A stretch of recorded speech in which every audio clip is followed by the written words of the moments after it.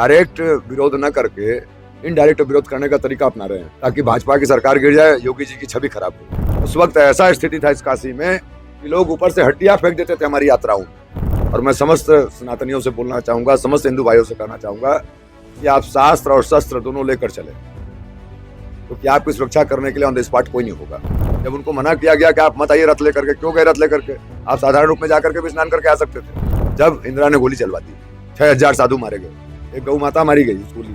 क्या कांग्रेस के राज्य में गौ हत्या नहीं होता था? भारत में सबसे बड़ी समस्या सेकुलर है, पिन पेंदी के लोटे। Security before I was living here, so many people was coming and bothering me. They were all drunk. They tried to beat me so many times. They telling me rubbish, tell me so many things.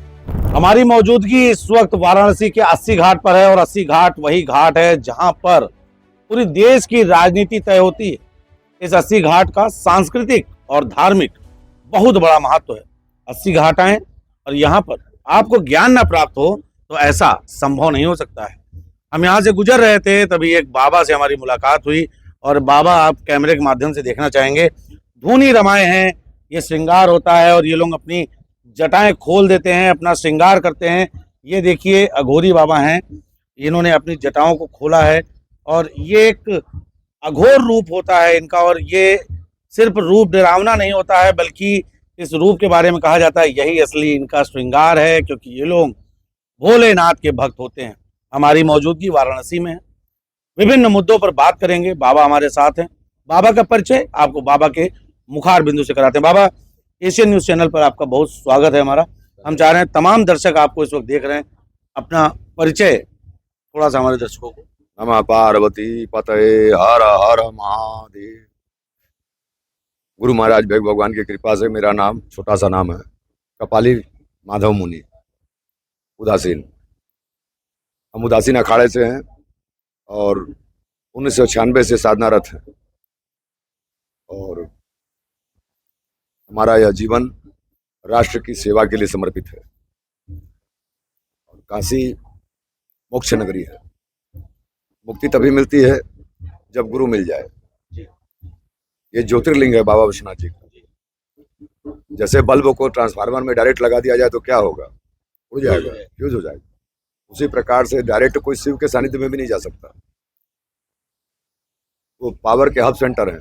एक गुरु रूपी transformer होना बहुत जरूरी है, उसके बाद ही आप उस मार्ग को प्राप्त कर सकते हैं। इसीलिए कहा जाता था कि जब भी धर्म की किसी भी मार्ग पर आप आए तो एक गुरु की प्राप्ति कर लें। अच्छा, आपने अभी राष्ट्र की बात की, धर्म की बात की, काशी की बात की। महाराज जी, शायद काशी के बारे में आपने सुना होगा, इस वक्त काशी बहुत चर्चित चल रही है। मणिकर्णिका घाट है जहाँ पर लोगों को मोक्ष मिलता है। कहते हैं यहाँ मृत्यु भी उत्सव मनाती है, लेकिन इस मणिकर्णिका घाट को लेकर इस वक्त तमाम बातें चल रही हैं। सरकार पर आरोप आ रहे हैं महाराज, योगी सरकार के ऊपर विपक्ष टूट पड़ा है। अखिलेश यादव जी ने पोस्ट किया, कह रहे हैं कि यहाँ पर अहिल्याबाई जी की मूर्ति तोड़ दी गई, धार्मिक चिन्ह मिटाए जा रहे हैं और ये आरोप सीधा भारतीय जनता पार्टी की सरकार पर आ रहा है। आपका क्या कहना है, क्योंकि आप यहाँ परमानेंट रहते हैं? मैं योगी बाबा के कार्य से सहमत हूँ। जो भी कार्य हो रहा है देश के विकास के लिए हो रहा है। और आज जो लोग बोल रहे हैं, 70 सालों तक उनके मुंह में दही जम गया था क्या? कांग्रेस की सरकार, ये सभी जानते हैं कि स्वामी जी शंकराचार्य जी महाराज जो कांग्रेसी हैं और वो कांग्रेस का पूर्ण समर्थन करते रहे। अब कांग्रेस को जानते हैं, कांग्रेस का वापसी तो होना तय नहीं है, तो अखिलेश सरकार के पीछे पड़े हुए हैं। वो तो चाहते हैं कि तख्ता पलट हो जाए और इसीलिए इतना सारा बवाल मचा रखा है।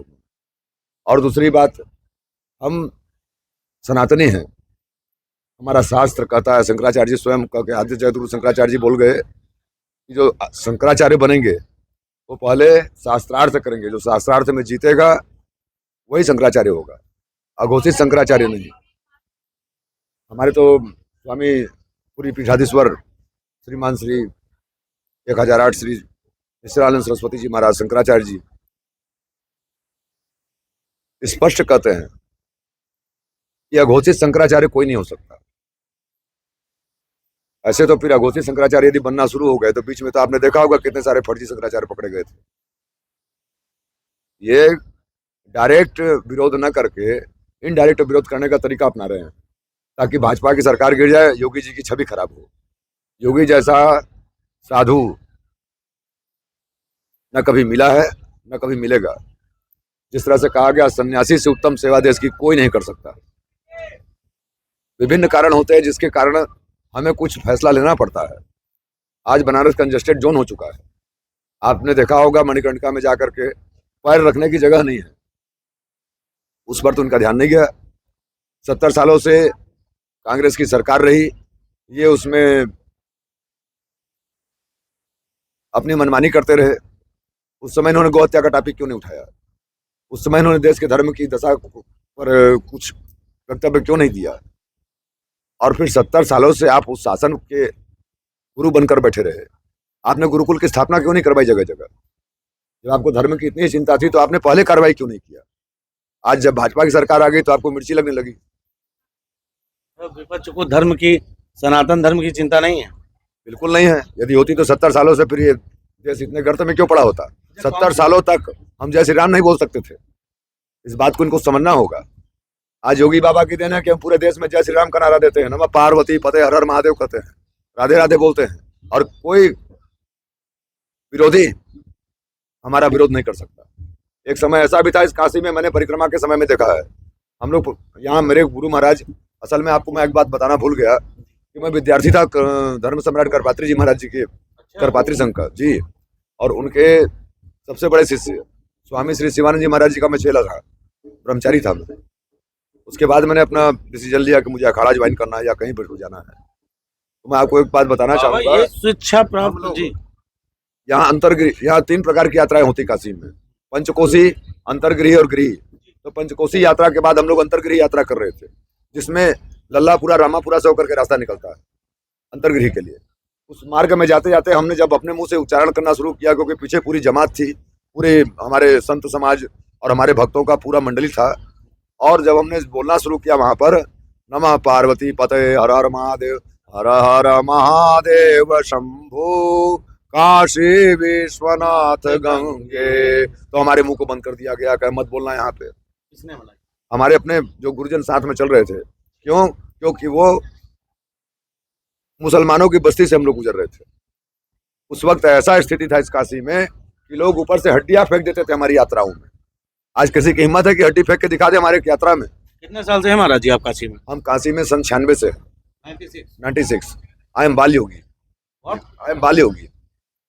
You are Bal Yogi. Yes. What is Bal Yogi? Can you describe? I am yogi since my childhood, because I remember strongly my past. You are speaking fluent English. For sure. It's a tip-top lot. What's your education qualification? 0. And still you are speaking in English. Yes. I was How? in silence for 6 years, and when I break my silence, I started speaking in English. And Maun Vrat. yes, that's why people call me here Mauni Baba. That's why people said when you come to Banaras, you will meet the people who made you strange, and still there is goosebumps on my hand because literacy level is 0, but English speaking is too good. महाराज जी, अभी हम लोग धर्म की बात कर रहे थे। हम हिंदी पर इसलिए आगे क्योंकि हमारे तमाम दर्शक भी हैं, लेकिन मैं आपके इस ज्ञान को प्रणाम करता हूं कि निश्चित है। अच्छा महाराज जी, कांग्रेस के एक नेता हैं दिग्विजय सिंह जी, अक्सर उनके बयान चर्चाओं में रहते हैं। आज उन्होंने बयान दिया है कि हिंदू धर्म है, हिंदुत्व तो कोई धर्म नहीं है। भाजपा पर आरोप लगा रहे थे, लेकिन कह रहे हैं हिंदुत्व तो कोई धर्म नहीं है। देखिए, एक बार की बात है, एक जैन मुनि जी का हमको सत्संग प्राप्त हुआ। उन्होंने हिंदू के बारे में कहा, हिंसाम विदुर्यति स हिंदू, जो हिंसा से दूर रहे वो हिंदू है। दूसरी बात, एक बार और मैंने किसी आचार्य से इस विषय पर चर्चा की, तो उन्होंने कहा हिंद महासागर का ही और सिंधु का दू, ये मिला, इसके बीच में जो भी रहते हैं सब हिंदू। तो गर्व से कहो हम हिंदू हैं। स्वामी विवेकानंद जी शिकागो गए और वहां जाकर उन्होंने स्पष्ट कहा, गर्व से कहो हम हिंदू हैं। ये नहीं कहा कि सनातनी है, ये नहीं कहा कि भारतीय हैं, गर्व से कहो हम हिंदू हैं। और हमें गर्व से कहना चाहिए कि हम हिंदू हैं, क्योंकि एक तरफ हिंद महासागर और एक तरफ सिंधु, उसके बीच में हम भारतीय रहते हैं। हम भारतीय नहीं, हम सब हिंदू हैं। ये हिंदुस्तान है, हिंदुस्तान में जिसको रहना है उसे सनातन की परंपराओं के साथ रहना पड़ेगा। महाराज जी, दिग्विजय सिंह जी जो कह रहे हैं कांग्रेस के नेता, इनको आप क्या कहना चाहेंगे? देखिए, ये सब योगी बाबा से चिढ़ गए हैं। योगी बाबा को ये लोग प्रधानमंत्री पद तक देखना नहीं चाह रहे हैं। अच्छा, आप चाह रहे हैं? हम तो चाह रहे हैं, हम तो पूरा देश चाह रहा है। यहाँ तक से नेपाल में जाइए तो नेपाल में लोग कहते हैं हमें योगी बाबा चाहिए। आप यहाँ से किसी और कंट्री में जाइए तो लोग कहते हैं हमें योगी का मॉडल चाहिए। आज योगी मॉडल पर रशिया भी काम कर रहा है, जापान काम कर रहा है। अच्छा, एक अघोरी के तौर पर योगी सरकार के कौन सा मॉडल है जो आपको सबसे ज्यादा पसंद आया, विध्वंसकारी या विकास परक? सारा कार्य विकास के लिए हुआ है। और विध्वंस जो हुआ बाबा, बुलडोजर जो चले, बुलडोजर चलना तय था। अवैध जो कार्य हुआ उसके ऊपर बुलडोजर नहीं चलेगा तो कैसे काम चलेगा? मतलब दोनों नीतियां परस्पर होने, शास्त्र शस्त्र दोनों का। देखिए, एक हाथ में शस्त्र और एक हाथ में शास्त्र का होना अति अनिवार्य है। और मैं समस्त सनातनियों से बोलना चाहूंगा, समस्त हिंदू भाइयों से कहना चाहूंगा कि आप शास्त्र और शस्त्र दोनों लेकर चले, क्योंकि आपकी सुरक्षा करने के लिए ऑन द स्पॉट कोई नहीं होगा। इसलिए एक हाथ में माला और एक हाथ में भाला होना बहुत जरूरी है।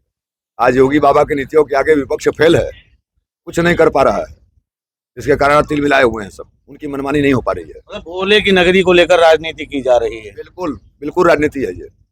और मैं तो चाहूंगा कंजेस्टेड जोन से फ्री होना चाहिए काशी को। काशी कंजेस्टेड जोन हो चुका है, आज से नहीं, न जाने कितने सालों से।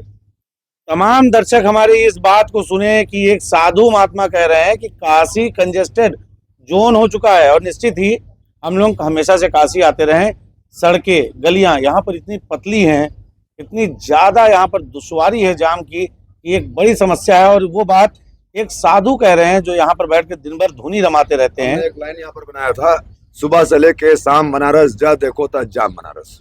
अच्छा, सुबह से लेके शाम बनारस, जा देखो तह जाम बनारस। अब कम से कम उस जाम से थोड़ी मुक्ति मिलनी जरूरी है, ताकि आने वाली जो युवा पीढ़ी है उसको चलने का मार्ग तो मिले। आज इतना जाम लग जाता है रास्तों में कि हम पैदल नहीं चल पाते। अघोरी बाबा को सबसे ज्यादा गुस्सा कब आ जाता है?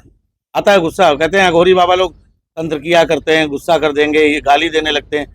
आप बड़ा सौम्य, सुशील, सरल भाव से बात कर रहे हैं। अघोरा पाप नाशनी, अघोरा ओनली प्यूरिफाइज अस। अघोर मीन्स गंगा। अघोर का पर्यायवाची शब्द गंगा। जब आप गंगा जी में जाते हैं, स्नान करते हैं, तो गंगा मैया क्या करती है? आपका सारे पापों का समन करके आपको मानसिक और आत्मिक शांति प्रदान करती है। और जीवन दायिनी कहा गया है, माँ गंगा को जीवन दायिनी कहा गया है। गंगा तो दर्शनात् मुक्ति ही। जिस प्रकार से माँ गंगा के दर्शन मात्र से मनुष्य पवित्र हो जाता है, उसके पाप धुल जाते हैं, उसी प्रकार से एक अघोरी के दर्शन करने से उतना ही बेनिफिट मिलता है जितना कि एक गंगा माँ के दर्शन करने से आपको फल प्राप्त हो रहा है। और गुस्सा तो कभी हो ही नहीं सकता। तंत्र मंत्र इत्यादि सब पाखंड है। हाँ बिल्कुल, हमारे बाबा किनाराम जी की दरबार में आप जाकर के देखिए, अघोर पीठ का जो हेड ऑफ डिपार्टमेंट है वो काशी में। मतलब ये जो आप लोग का गेटअप होता है, ये सिर्फ एक साधना है बस? यह भस्म हम इसलिए लगाते हैं ताकि हमें याद रहे कि एक दिन हमें भी शरीर को छोड़ के जाना है। अघोर मीन्स शून्य, zero form of lord Shiva. And when you are living in zero form, how can you get angry? Tell me. There is no chance to get angry, there is no chance to get greediness, there is no chance to get into the illusion. Even when Aghoris they are carrying a kapal scale. No, this is not.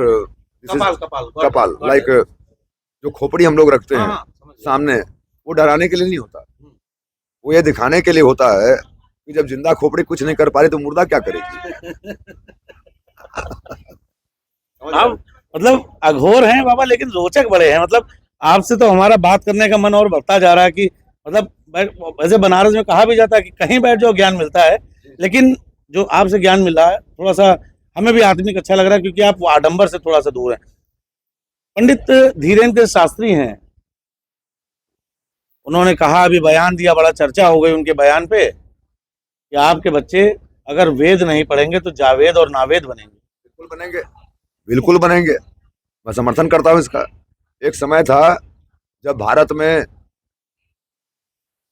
27 नगर थे, महानगर, और उसमें 27 महानगर में अब समझिए 2200-2300 गांव का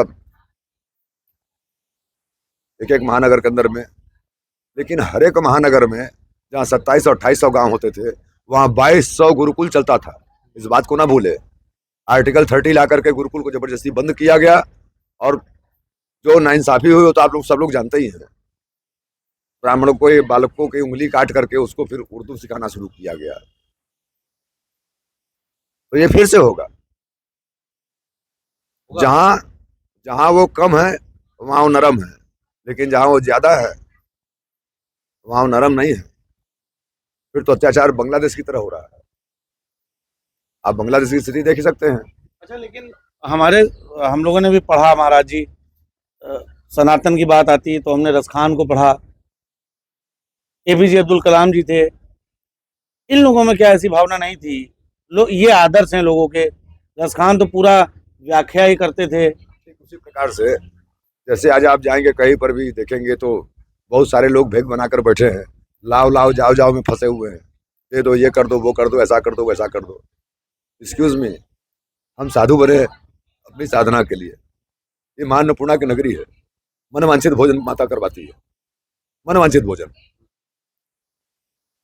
प्रसाद बढ़ता है दरिद्र नारायण के लिए बढ़ता है, संतों के लिए नहीं। संतों के लिए एक नंबर की व्यवस्था है यहाँ काशी में, और समस्त व्यवस्थाओं को नकार करके आप जनता को लूटते हुए बैठे हुए हैं। तो क्या जनता को लूटने के लिए आप साधु बने हैं? ये तो नहीं हो सकता। जो कोई आ रहा है काशी में तो उसको, आज काशी इतना महंगा हो चुका है मैं आपको बता नहीं सकता। 1000-2000 से नीचे तो कोई रूम नहीं मिलता। यात्रा का जो चार्ज है वो, और उसके बाद महाराज जी अगर देख लेते हैं कि बाहर का नंबर है तो रेट 2000 रुपए कर देते हैं। हाँ हाँ, बिल्कुल बिल्कुल बिल्कुल। अब भाई ये तो यहाँ खेती नहीं है, यहाँ आप ही खेती है काशी के लिए। जो भी भगत जगत आ रहा है वही यहाँ की खेती है। अच्छा, धीरेन्द्र शास्त्री जी का एक बयान और याद आ गया, अभी आज ही दिए हैं। बटोगे तो कटोगे, नहीं, बटोगे तो कटोगे। उन्होंने बयान दिया है कि भारत का जो तिरंगा झंडा है उसमें अगर चांद आ गया तो ना वर्मा जी रहेंगे ना शर्मा जी रहेंगे। बिल्कुल सत्य बात है, बिल्कुल सत्य बात है, बिल्कुल सत्य बात है। मैं धीरेन्द्र कृष्ण शास्त्री जी हमारे परम मित्र हैं। अच्छा जी, और मैं उनकी बातों से पूर्णतः सहमत हूँ। और मैं ही नहीं, पूरा संत समाज सहमत है। अभी तो एक और यात्रा बाकी है। अभी तो दिल्ली से वृंदावन गए थे ना, अब दिल्ली से जम्मू की यात्रा होगी। और मैं समस्त संत समाज को आवाहित करना चाहूंगा कि आप लोग कृपा करके हमारा साथ दें, ताकि सनातनी एक हो, संगठित हो, सुरक्षित हो पूरे विश्व भर में। अयोध्या गए? बिल्कुल।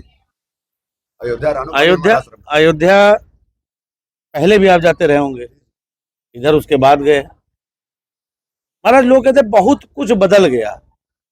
आपसे जानना चाहेंगे क्या कुछ ऐसा है जो अभी भी नहीं बदला? देखिए, मैं आपको कहना चाहूंगा फिर से एक बार, संसार का नाम है संशय रति थी संसार, जो धीरे धीरे सरकता रहे, जिसका रूप परिवर्तित होता रहे। संसार परिवर्तनशील है। कल तक जो अयोध्या में जो समय था, जो जगह था, कंजस्टेड जोन था, आज निश्चित रूप से वहां पर भक्तों के आने जाने की सुविधा बढ़ गई है, घाट में नहाने की सुविधा बढ़ गई। उसके बाद महाराज जी भाजपा हार गए, लेकिन उसके बाद भाजपा हार गई वहां से। देखिए, भाजपा को हराने के पीछे बहुत बड़ी साजिश थी। साजिश के तहत हराया गया। उन लोगों ने बोला तो 1.5 लाख रुपया देंगे, कहाँ गया पैसा? मिला किसी को 1.5 लाख रुपया? आज सब अयोध्यावासी माथा पीट के रो रहे हैं। क्यों क्यों रो रहे हैं? 1.5 लाख रुपया नहीं मिला इसलिए नहीं, योगी की सरकार को नहीं गिरा पाए। विपक्ष की नीतियां इतनी तगड़ी है, वो किसी भी दशा में योगी सरकार को गिराने की कोशिश कर रही है। और इसके साथ में हमारे स्वामी जी भी लग गए हैं जाकर प्रयागराज में। जब उनको मना किया गया कि आप मत आइए रथ लेकर के, क्यों गए रथ लेकर के? आप साधारण रूप में जाकर के भी स्नान करके आ सकते थे। अच्छा, अभी जब हम यहाँ पर आए तो आप कुछ लोगों से बात कर रहे थे, उनसे बात कर रहे थे कि माघ मेले में किनको नहीं जाना चाहिए, किनको नहीं जाना चाहिए। ये क्या कॉन्सेप्ट है? कुंभ मेला होता है साधु संतों के लिए, और माघ मेला होता है भक्तों के लिए। जो भक्तजन कुंभ में आकर के वास नहीं कर पाते, कल्पवास नहीं कर पाते उसमें, तो उनके लिए बनाया गया है माघ मेला, जिसमें हमारे बुजुर्ग, हमारे वृद्धजन, माता पिता, हमारे गुरुजन, ये सब लोग जाकर के वहां पर उसमें हिस्सा लेते हैं। और आज यूथ को भी मैं कहना चाहूंगा कि आप सेल्फी के नहीं, अपने सेल्फ के लिए आइए। अच्छा, यूथ जो है आज केवल सेल्फी के पीछे परेशान है। गलत हो रहा है। जब तक इन लोगों को तो केवल एक ही टारगेट दिख रहा है, कैसे योगी बाबा को गिराएं, क्योंकि ये लोग हमारे योगी जी को प्रधानमंत्री पद पर नहीं देखना चाहते। इनको डर हो गया है अभी से कि अगला चुनाव में कहीं ऐसा ना हो कि मोदी के बाद योगी। अभी तो चाय वाले को देखे हो, और कहीं गाय वाला आ गया तो क्या हाल होगा? हम तो चाहते हैं गाय वाले बाबा जी आ जाए हमारे, ताकि हमारी गौ माता की रक्षा हो। आज तक 70 सालों में इन लोगों ने कभी एक बार भी गौ माता की रक्षा के लिए आवाज नहीं उठाया, कभी नहीं। एक बार आवाज उठा था, कब? स्वामी श्री करपात्री जी महाराज जी के समय में, जब इंदिरा ने गोली चलवा दी, 6000 साधु मारे गए। एक गौ माता मारी गई उस गोली में, लेकिन उसके बाद हमने तो कभी नहीं सुना इन लोगों के मुख से एक भी बार निकला हो। क्या कांग्रेस के राज में गौ हत्या नहीं होता था? गौ हत्या पर पाबंदी बहुत जरूरी है। गौ माता को राष्ट्र माता घोषित कर देना चाहिए। स्वामी अविमुक्तेश्वरानंद ने आज कहा है कि यूपी का मुख्यमंत्री ये तय करेगा कि शंकराचार्य कौन है, या देश का राष्ट्रपति ये तय करेगा कि शंकराचार्य कौन है। ये उनका कहना। उन्होंने कहा उनको उकसाया गया, उनके साथ बदसलूकी की गई। एक आरोप यह भी है कि सूबे की सरकार ने जो के कारण उनके साथ ऐसा किया गया। ये ना भूले हैं, एक बार इन्होंने गंगा जी में मूर्ति की विसर्जन के लिए आंदोलन किया था। उस समय सूबे में अखिलेश की सरकार थी, योगी बाबा नहीं थे। और आज जब योगी बाबा आ गए हैं तो अब उनको मिर्ची लग रही है। कॉमन सेंस की बात है, कुछ भी बोलेंगे। नाराजगी नहीं, उनको अब कहे ना अपनी मनमानी नहीं कर पा रहे हैं, अपनी मनमानी नहीं कर पा रहे हैं तो जो मर्जी सो कहते जा रहे हैं, और कुछ भी नहीं है। अपनी मनमानी नहीं कर पा रहे हैं, जो मर्जी सो कहे जा रहे हैं, और कुछ भी नहीं है। अच्छा, बनारस अब देख रहे हैं यहाँ पर बहुत नावें हो गई महाराज जी, क्रूज भी चल रहा है इस पर, इसका भी विरोध हुआ था। बनारस को लेकर आखिर इतनी क्यों, और खासकर जब भी किसी धार्मिक विषय पर बात आती है, मथुरा को लेकर अगर बात करें, क्या लगता है मथुरा में भी जब कॉरिडोर की बात आई तो विरोध होने लगा, ये सब क्या है? हमें दिक्कत हिंदुओं से नहीं है, न मुसलमानों से है। भारत में सबसे बड़ी समस्या सेकुलर है। बिन पेंदी के लोटे, बिन पेंदी के लोटे। और क्या कहेंगे इनको, जिधर को पाए उधर लुढ़क गए। आपको कौन लगता है नेताओं में सेकुलर सबसे बड़ा कौन लगता है? मैं क्या कहूं, अभी तो विपक्ष सारा मुझे जो सेकुलर ही नजर आ रहा है। एक दो बड़े नाम। अब क्या कहें, जो बड़े नाम जो तो हमारे अखिलेश जी सेकुलर है, और साथ में सेकुलरों का साथ देने वाले भी सेकुलर हैं। ये तो इतना बड़ा बयान दे दिए बीच में कि यादव हिंदू नहीं है। ये तोड़ तोड़ कर राजनीति करने की कोशिश कर रहे हैं, और हम जोड़ जोड़ कर धर्म नीति की कोशिश कर रहे हैं। संत जोड़ते हैं, तोड़ते नहीं। संतों का काम है जोड़ना, जो तोड़ते हैं उसे हम कूटनीति क्या नाम देते हैं। तोड़ो, फूट डालो, शासन करो। ये उसी नीति को अपना के चलेंगे जो कांग्रेस ने किया।